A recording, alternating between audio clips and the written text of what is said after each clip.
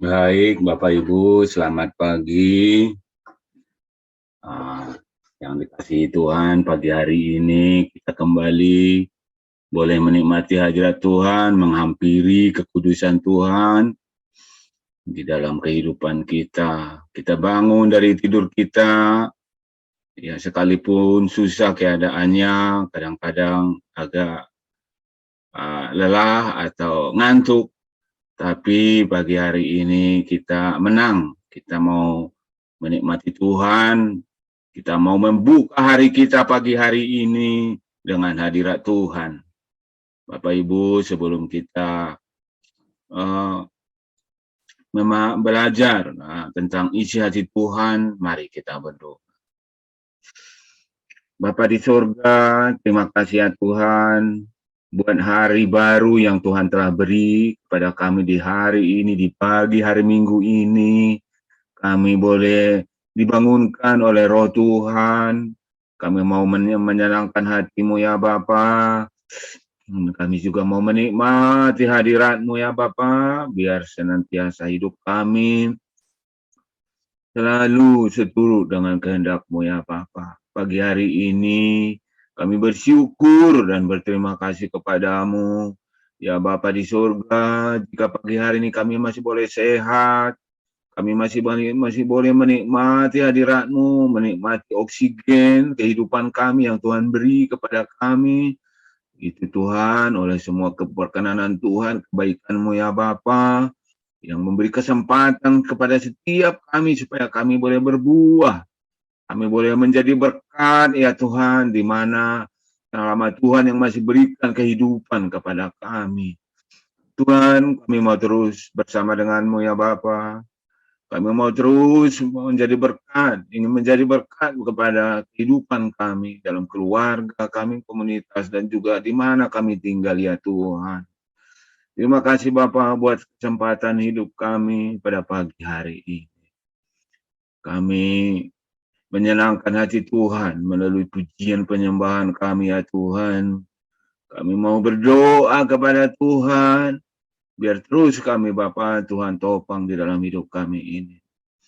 Siaplah kami Tuhan melayani-Mu ya Bapa. Siaplah kami Tuhan mau belajar ya Tuhan. Berkati Tuhan urapi hamba-Mu yang tidak ada apa-apanya ini ya Tuhan di hadapan-Mu. Kami mau belajar dipulihkan ya Tuhan. Berkaryalah kepada kami ya Tuhan. Kepada semua kami hamba-hamba-Mu yang belajar pagi hari ini ya Tuhan. Supaya kami mengenal isi dan hati Tuhan yang sejati, yang sempurna itu Tuhan. Dan supaya kami menjadi hidup yang seturut dengan kehendak-Mu ya Bapa di surga. Teruslah Tuhan, kami siaplah Tuhan melayani-Mu.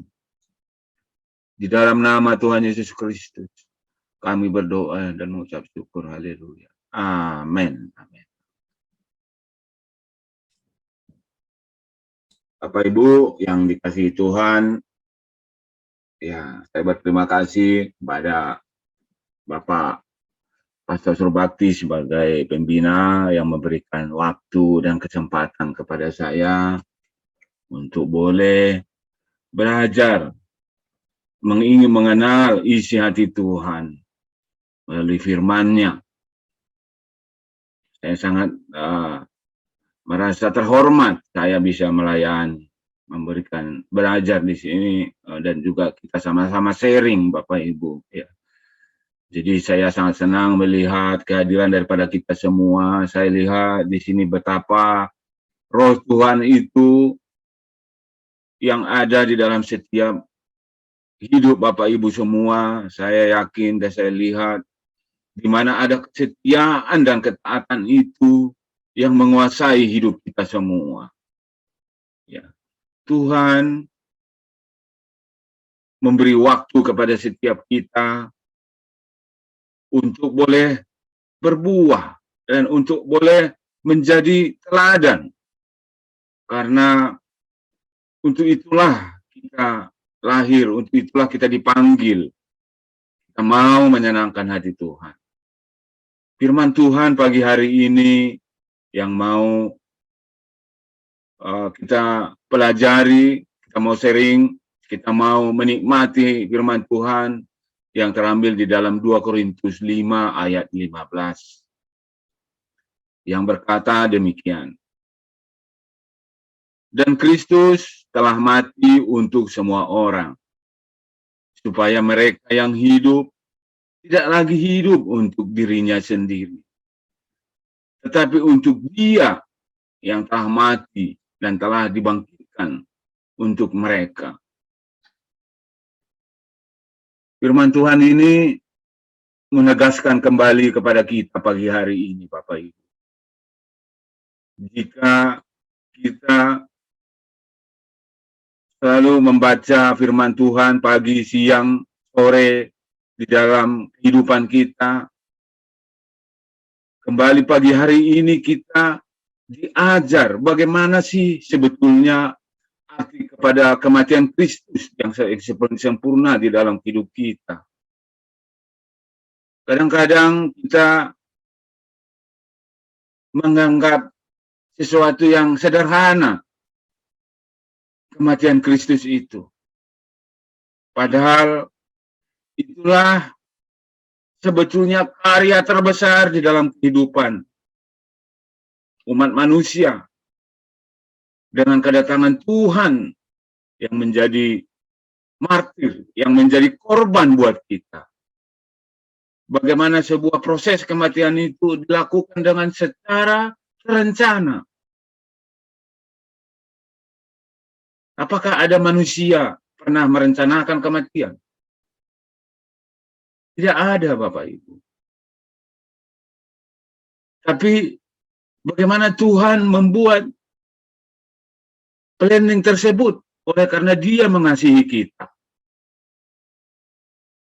Ya, Tuhan tidak mau kita, anak-anaknya, menjadi korban karena tidak diselamatkan oleh karena perbuatan dosa kita. Seringkali Bapak Ibu, saya juga kadang mengalami di dalam pelayanan, kita lupa kadang-kadang kita melayani oleh sesuatu hal. Ya, supaya kita mungkin dilihat, dipuji, atau supaya kita mendapat posisi yang terhormat. Pagi hari ini Tuhan mengajar kita supaya kita mengenal arti kematian yang sempurna itu apa. Yaitu Kristus yang telah mati untuk semua orang. Untuk semua orang, bukan untuk satu orang golongan tertentu. Berarti ada misi di sana. Ada rencana di sana. Bahwa pada awalnya Tuhan menciptakan manusia itu sama. Tetapi ketika kita jatuh, ketika kita Adam jatuh ke dalam dosa, maka manusia itu tercerai-berai. Jadi Bapak Ibu, ada misi, ada maksud Tuhan kita untuk menjadi berkat di sana. Ya. Jadi Bapak Ibu yang dikasihi Tuhan,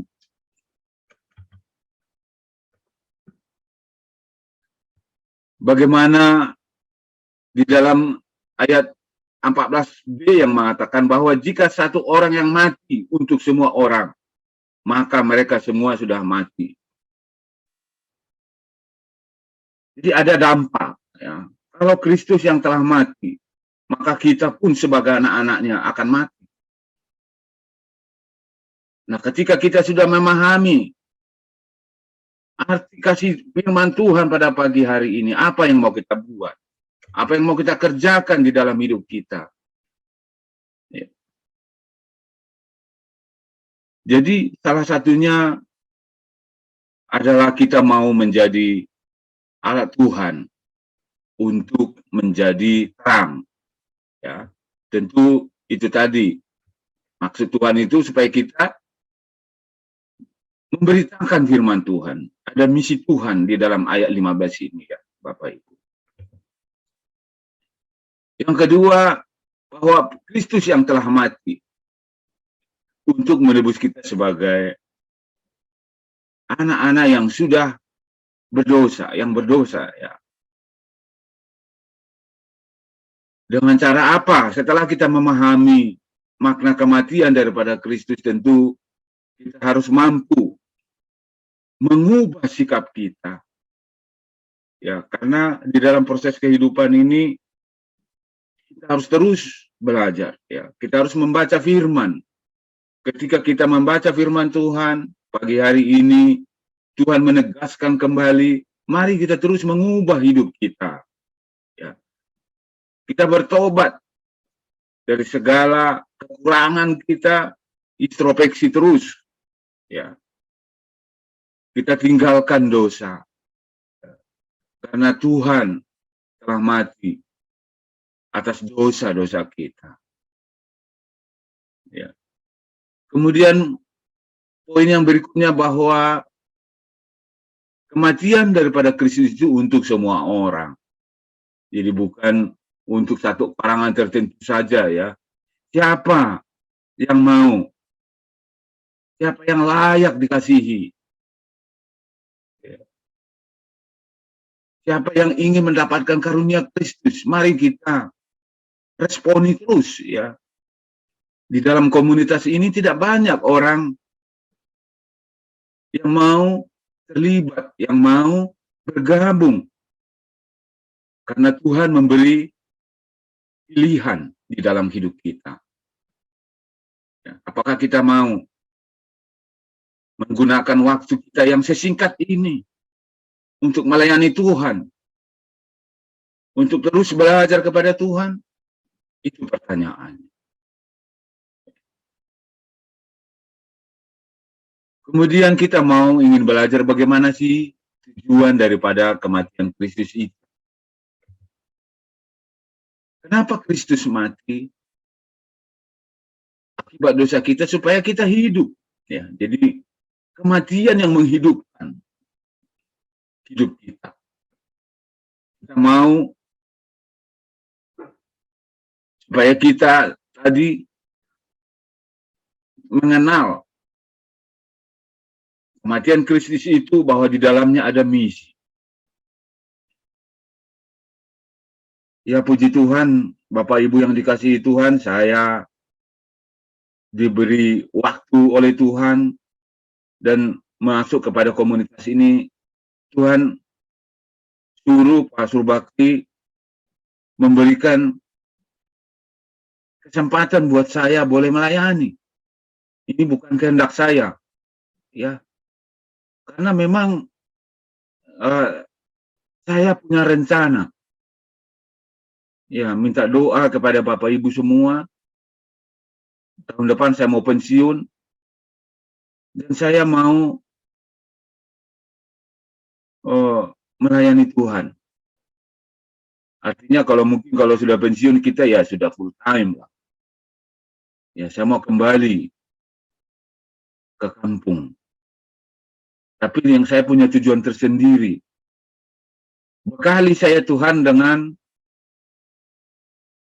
apa yang Tuhan mau utus saya. Itu. Jadi semua proses kehidupan saya ini bukan suatu kebetulan. Ya. Ada saja yang memberi atau ada saja yang alat Tuhan yang dia suruh untuk membuat saya itu boleh melakukan perencanaan itu gitu. Jadi kalau saya tanya ya, kadang itulah saya pikir atau saya bertanya kepada Tuhan, setelah ini apa Tuhan? What next? Gitu. Jadi sampai saat ini saya hanya berjalan saja dengan Tuhan, ya, menikmati hidup saya dengan Tuhan. Jadi mohon doanya Bapak Ibu supaya kita semua di sini ya selalu di dalam by desainnya Tuhan, programnya Tuhan ke dalam kehidupan kita. Jangan mau kita masuk kepada area-area yang tidak diinginkan oleh Tuhan. Ya, kita terus menjaga hidup kita di dalam koridornya Tuhan. Hari-hari yang lalu kita telah mendengar, diajar oleh firman Tuhan supaya kita menjauhi hal-hal yang dimurkai oleh pada Tuhan. Ya, ada 5 yang dijauhi, yang Tuhan mau jauhi kita. Dan juga Tuhan mengingatkan supaya kita menjadi teladan di dalam kasih kita, kekudusan, dan juga bagaimana supaya kita tetap mengasah diri kita supaya kita betul-betul menjadi murid-murid sejati Tuhan. Ya, ada pengorbanan. Ketika Tuhan sudah berkorban untuk kita, maka kita juga harus ada korban. Korban apa? Waktu kah? Korban kesempatan? Korban secara kedanggingan kah? Itu kecil sebetulnya masih dibandingkan dengan pengorbanan Tuhan kepada setiap kita. Jadi mari kita terus berbuah, ya. Mari kita terus memiliki target di dalam hidup ini dan bersyukur ketika Tuhan sudah memberi waktu kepada kita. Saya sih berpikir begitu, Bapak Ibu. Tuhan telah memberi waktu kepada saya. Tuhan memberi waktu pekerjaan selama 55 tahun. Terus apa kemudian nanti? Saya mau terus diiring oleh Tuhan. Memang saya juga belajar daripada hamba-hamba Tuhan bahwa di mana kita ditempatkan oleh Tuhan, disitulah pelayanan kita. Betul, Bapak Ibu. Saya selama ini baru menyadari arti dari kenapa. Apa yang menjadi tugas kita, itulah pelayanan kita. Dan saya nikmati ketika di dalam pekerjaan pun saya berusaha untuk menjadi alat Tuhan di dalam pekerjaan saya, komunitas saya berada selama ini. Saya menikmati, Bapak Ibu. Dan memang betul, di mana tugas kita berada, disitulah pelayanan kita. Tetapi ketika Tuhan memberi batas-batas waktu tertentu kepada kita, ada masa bekerja, ada masa pensiun, ada masa-masanya yang diberikan oleh Tuhan. Saya memaknainya ketika Tuhan sudah memberi saya waktu dan kesempatan, maka saya harus tidak larut dalam keadaan itu. Banyak yang menawarkan, ya lanjutkanlah. Bahkan dari perusahaan sendiri belum menginginkan kita untuk apa. Bahkan ditawari, yuk saya kasih apa, saya kasih mobil, ada saya kasih fasilitas, diberi kesempatan. Tetapi saya pikir itu tidak solusi. Saya mau tanya Tuhan. Artinya saya putuskan, saya mau selesai, karena memang Tuhan memberi waktu kepada setiap kita. Ada waktu menanam, ada waktu untuk menuai. Maka mohon doanya Bapak Ibu semua, kita mau menikmati hidup kita ini betul-betul supaya menjadi seturut dengan maksud Tuhan. Ya. Kenapa? Karena kita harus menjadi suratan Kristus di dalam kehidupan kita. Setiap waktu yang diberikan kepada kita semua, kita harus mampu menunjukkan bagaimana yang disampaikan di 2 Korintus 3 ayat 3 itu. Ya, karena ternyata bahwa kamu adalah suratan Kristus yang ditulis oleh pelayanan kami. Ditulis bukan berarti dengan tinta, tetapi dengan roh daripada Allah yang hidup. Bukan pada loh batu, melainkan kepada loh daging di dalam hati manusia. Ya, kita harus menjadi suratan Kristus setiap saat, setiap waktu. Kita minta kepada Tuhan, bagaimana Tuhan yang Tuhan inginkan kepada hidup saya, supaya saya seturut dengan firman Tuhan. Maaf. Ya. Di dalam kematian Kristus juga pemahaman kepada kematian Kristus itu ada juga di sana, seperti kata istilah saat ini, investasi, ya. Ya. Di dalam firman Tuhan yang berkata di dalam Mazmur 126 ayat 5 sampai 6 bahwa orang-orang yang menabur dengan mencucurkan air mata akan menuai dengan sorak-sorai. Orang yang berjalan maju dengan menangis sambil menabur benih pasti pulang dengan sorak-sorai sambil membawa berkas-berkasnya. Jadi apa yang maksud Tuhan daripada sini, Bapak Ibu? Butuh pengorbanan. Ketika Tuhan sudah berkorban kepada kita, kita dipulihkan kepada kekurangan kita, dosa kita, pelanggaran kita, maka kita diminta Tuhan untuk meneladani pengorbanannya. Ya. Kita mau melampaui setiap kehidupan kita yang penuh pergumulan ini untuk menjadi berkat. Meski di dalam setiap pergumulan kita ada kesusahan, ya, secara daging, apakah itu secara perasaan,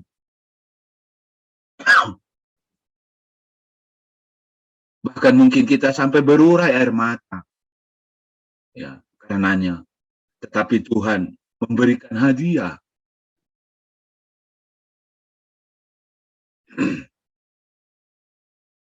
yang berakhir kepada situasi yang bersuka cita, sorak-sorai, ya, sambil membawa berkas-berkasnya. Bapak Ibu yang dikasihi Tuhan,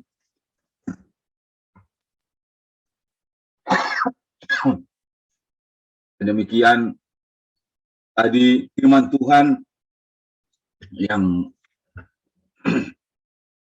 telah kita perdengarkan bagaimana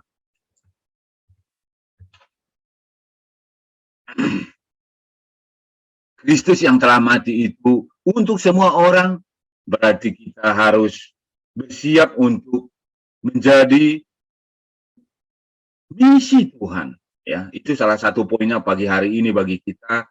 Kita harus punya target bagaimana supaya maksud Tuhan di dalam pengorbanannya itu tersampaikan kepada banyak orang. Karena Tuhan mati bukan untuk kita saja, tapi untuk semua orang. Ya, kita dituntut Tuhan supaya tidak lagi hidup untuk diri kita sendiri. Ya, lepaskan sekarang kepentingan pribadi kita. Seringkali kita mengutamakan kepentingan sendiri atau kepentingan golongan kita. Tapi Tuhan mau ingatkan kepada kita, hiduplah untuk banyak orang. Ya, tentu dengan cara menunjukkan karakter kita, karakter Kristus itu. Ya. Jadi Bapak Ibu, di dalam waktu yang terbatas ini, mari kita gunakan hidup kita untuk memuliakan Tuhan. Itu yang pertama poinnya, sebagai penutup daripada firman Tuhan pagi hari ini. Hidup yang berdampak, berarti kehidupan yang berjalan sesuai kehendak Tuhan. Kehendak dan tujuan Tuhan. Kemudian hidup yang berdampak itu seperti apa? Tentu adalah kehidupan kita itu harus bermakna bagi diri sendiri, keluarga, gereja, masyarakat, bahkan bangsa-bangsa. Kita mau hidup berdampak, Bapak Ibu. Kemudian, hidup yang berdampak juga. Artinya kita harus tetap fokus kepada Tuhan. Berorientasi kepada Kristus. Ya, mulai dari pikiran kita, perkataan kita, perbuatan kita, kasih kita. Ya, ketika kita fokus kepada Kristus, maka teladan-teladan itu akan muncul sendirinya, Bapak Ibu. Ya, kita tetap semangat melayani Tuhan. Ya, hidup yang berdampak, berarti kehidupan kita harus rela berkorban. Harus rela memberi waktu kepada Tuhan. Harus rela kita menghadapi pergumulan ini di dalam kesulitan kah? Ya, di dalam segala bidang kehidupan kita, baik itu sosial, politik, apapun itu. Kita harus rela berkorban di dalam komunitas kita, kehidupan kita, seperti bagaimana Tuhan yang sudah memberi teladan kepada kita melalui firman-Nya. Jadi Bapak Ibu, mari terus bersama-sama dengan Tuhan, menikmati Tuhan. Kita mau menjadi alat Tuhan untuk menjadi ambil bagian kita untuk memberitakan kehadiran Tuhan, maksud Tuhan di dalam pengorbanannya kepada setiap orang. Semangat terus Bapak Ibu yang dikasihi Tuhan. Saya melihat dari bagaimana Bapak Ibu ini semua, bagaimana kita semua boleh supaya taat dan setia. Kita mencari pengertian kata antesit itu seperti apa Tuhan. Ya, tentu sering sekali kita berhadapan dengan situasi yang membuat kita kadang-kadang lemah di dalam kehidupan kita ini. Itu wajar, itu manusiawi.